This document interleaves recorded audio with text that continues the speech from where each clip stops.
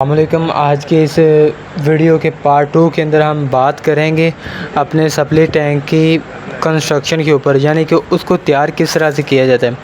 Part 1 के अंदर हमने उसकी तैयारी के ऊपर बात की थी कि उसको तैयार करने के लिए हमें किन मराइल से गुज़रना पड़ता है, और इस वीडियो के अंदर हम उसको कंक्रीट के ज़रिए से तैयार करके और फुल फिनिश के ऊपर जाएंगे। तो ये होगी वीडियो पार्ट 2। तो सबसे पहले तो आपने अपने जहाँ पर सप्लाई टैंक बनाना है वहाँ पर अपना जो फर्मा सेट किया है, यानी कि फुट का है, तो फुट के एंगल से आपने ऊपर रख कर अपने पाइप लाइन की मार्किंग कर लेनी है, ताकि बाद में आपको काटने में आसानी हो। तो बजाय कि बार बार आप फर्मे को उठाकर एक जगह से दूसरी जगह रखें। मार्किंग के बाद हमने जो पाइपलाइन थी उसकी कटाई की थी, यानी कि हमने जितने भी सप्लाई टैंक तैयार करने थे उन सब की फर्दर हमने एक एक करके सब की कटिंग कर ली थी, ताकि बाद में हम आसानी से अपना बस एक तरतीब के साथ अपना काम करते जाएं। तो इसी तरह से ये हमारे पास 1 फुट का सप्लाई टैंक था।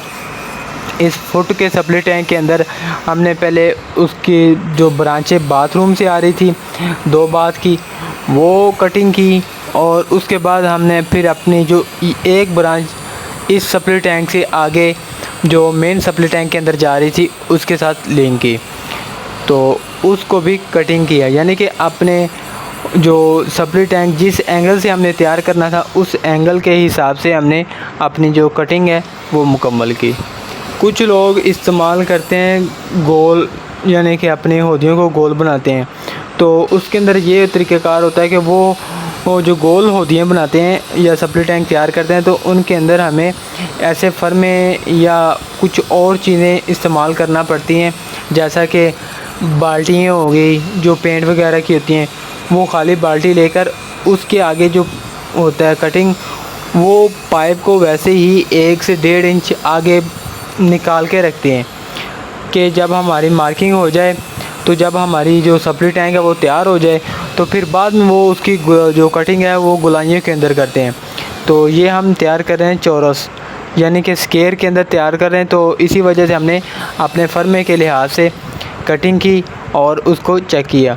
अगर आप सप्लाई टैंक गोल बना रहे हैं तो कोई मसला नहीं, लेकिन उसकी जो बेस है वो अच्छी होनी चाहिए, चाहे गोल हो चाहे चौरस हो, किसी भी लिहाज से। तो ये हमने कटिंग वगैरह मुकम्मल की है। कटिंग मुकम्मल करने के बाद अब हमने अपना फर्मा दोबारा रखा, ताकि हमें बाद में परेशानी तो नहीं बन रही, तो उसको रख कर चेक किए। ये हमारा फुट मुरब्बा के अंदर हमारा फर्मा है। उसके बाद जी फर्मे को हमने लगाया है ऑयल। आप ऑयल लगा लें ताकि जब हमने निकालना हो दूसरे सप्लाई टैंक के लिए तो वो कंक्रीट के साथ सेट ना हो जाए और ज़्यादा देर न लगे। तो जहाँ पर आपने सप्लाई टैंक तैयार करना हो उसकी पहले आपने बेस तैयार करनी है।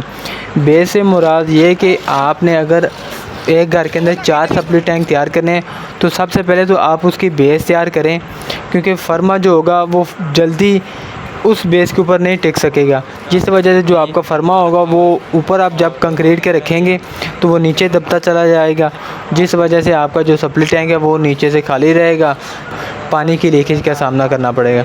इसलिए आप सबसे पहले उसकी बेस तैयार करें।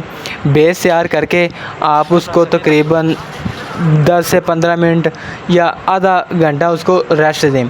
वो आपके टेम्परेचर या आपके मौसम के ऊपर डिपेंड करता है। अगर आप तो सर्दियों के अंदर काम कर रहे हैं तो फिर वो ज़्यादा टाइम लेगा, अगर ये गर्मियों के अंदर काम कर रहे हैं तो फिर वो जल्दी सेट हो जाएगी कंक्रीट। तो उसके बाद आप अपना उसके ऊपर फर्मा वगैरह रखें और कंक्रीट कर लें। तो जब आप बेस तैयार कर रहे हो तो साथ में आपने उसकी जो बेस के अंदर जाली बनानी है। अगर तो आप जाली बना लें सरिये की अलग से, जैसे हम छतों के अंदर सरिया वगैरह डालते हैं उसका जाल प्रॉपर तैयार करते हैं तारों के साथ बांध कर, ताकि हमारे सरिये जो आगे पीछे मूव ना करें, तो वो बेहतरीन है।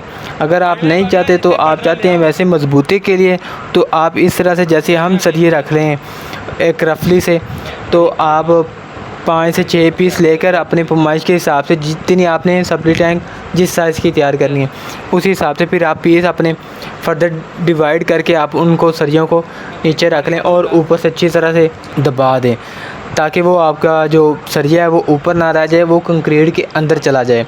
और ऊपर से आप अच्छी तरह से उसको गरमाले के साथ या कांटे वगैरह के साथ एक अच्छी तरह से ऊपर से प्रेस कर दें, ताकि आपका जो ऊपर निशान है सरिये के वो ना रह जाएं और किसी जगह से आपका कोई सुराख वगैरह खाली ना रह जाए, यानी कि आप ऊपर से उसको बराबर कर दें।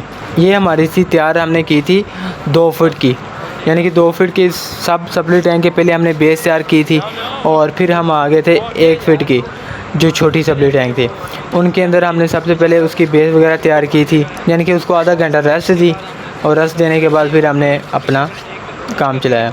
तो जब आप कंक्रीट कर रहे हो सप्लाई टैंक के अंदर, तो बेस के लिए उससे पहले आप अपने जो जहाँ पर आपने अगर रोड़ी डाली है उसके ऊपर या आपने पत्थर डाला है उसके ऊपर आपने पानी की अच्छी तरह से तराई ज़रूर करनी है, ताकि किसी किस्म का कोई खुश्क मटेरियल ना रह जाए। वो इससे ये होता है कि अगर आपका नीचे जो बेस है वो खुश्क है, यानी कि पत्थर या रोड़ी खुश्क है, तो जैसे ही आप कंक्रीट डालेंगे तो वो फ़ौरन ही सेट हो जाएगी। तो ये हमारी जो कंक्रीट है हमने बेस तैयार की है, उसके बाद आधे घंटे के बाद तकरीबन हमने अपना जो फर्मा वो सेट किया है। अब यहाँ जितनी हमने खुदाई की है इसी हिसाब से हमने अपनी कंक्रीट नहीं करनी, क्योंकि कंक्रीट इस हिसाब से करेंगे तो ये बहुत ज़्यादा हो जाएगी। हमने कंक्रीट जो करनी है वो तकरीबन 4 से 5 इंच मोटाई के अंदर। अगर तो आपका सप्लाई टैंक छोटा है तो ठीक है, आप अपने हिसाब से कर लें, लेकिन अगर आप बड़ा या मज़बूत बनाना चाह रहे हैं तो कम से कम 5 इंच की दीवार आप बनाएं, सॉलिड दीवार बनाएं। अमूमन ये भी होता है कि नीचे जो 4-5 इंच का होता है डाया वो बना लेते हैं जी कंक्रीट का, और उसके ऊपर अपने ईंटें वगैरह लेकर तो उसके साथ तमीर कर देते हैं अपने सप्लाई टैंक को। तो जब वो पानी ज़्यादा फ़्लो होता है तो वो जो ईंटें होती हैं वो नमी खींचना शुरू कर देती हैं, जिस वजह से वो जो सेम का इशू है वो शुरू हो जाता है। तो सप्लाई टैंक के अंदर जब आप कंक्रीट कर रहे हो तो आपने कोशिश करनी है कि उसको चारों तरफ से बराबर की कंक्रीट करें। इससे ये होगा कि जब आप एक तरफ से कंक्रीट कर रहे होंगे तो जो आपका फर्मा कर रहे हैं तो वो दूसरी तरफ आपका जो फर्मा है वो सिरकना शुरू हो जाए, जिससे आपकी जो सप्लाई टैंक या हौदी कह लें वो थोड़ी सी बैलेंस के अंदर आउट बनेगी। तो यहाँ पर हमने जी अपने सप्लाई टैंक की जो कंक्रीट है वो मुकम्मल कर ली है। तो उसके ऊपर हम अब डाल रहे हैं नीरा सीमेंट। नीरा सीमेंट इस वजह से डाल रहे हैं कि हमें जो अपना फर्म है वो निकाल कर दूसरे सप्लाई टैंक के अंदर लेके जाना है उसकी कंक्रीट के लिए। तो इस वजह से यहाँ पर हम मीठा सोडा भी इस्तेमाल कर सकते हैं, लेकिन मीठा सोडा उस सूरत में इस्तेमाल किया जाता है जब आपके पास नमी ज़्यादा हो और आपको काम जल्दी वाइंड अप करना हो। तो हमारे पास वैसे भी गर्मी ज़्यादा थी, तो इसी वजह से हमने ऊपर के किनारों के ऊपर नीरा सीमेंट डाला है और अपना जो फर्म है वो निकाल लिया है। इससे ये होगा कि अगर आप एक जोड़ की कंक्रीट तैयार करेंगे, यानी कि एक ही वक्त अपनी कंक्रीट करेंगे, तो जो आपका सप्लाई टैंक है वो मज़बूत बनेगा, उसके अंदर किसी किस्म की कोई लीकेज का मसला नहीं बनेगा। तो ये हमने इजीली अपना फर्मा निकाल लिया। अब हम इसी फर्मे को दूसरे सप्लाई टैंक के अंदर लेके जा सकते हैं। आप देख सकते हैं कि किस तरह से तैयार हुआ है। तो जब आप सप्लाई टैंक की कंक्रीट कर रहे हो तो फ़र्दन अपने पाइपलाइन को थोड़ा सा ऊपर से हिलाते जाएं। इससे ये होगा कि अगर आपके सप्लाई टैंक के अंदर जो ब्रांचें आ रही हैं तो उनके नीचे जो गैप है, जो एयर बन गई है, तो वो ख़त्म हो जाएगी और आपकी जो कंक्रीट है वो प्रेस होती जाएगी साथ साथ।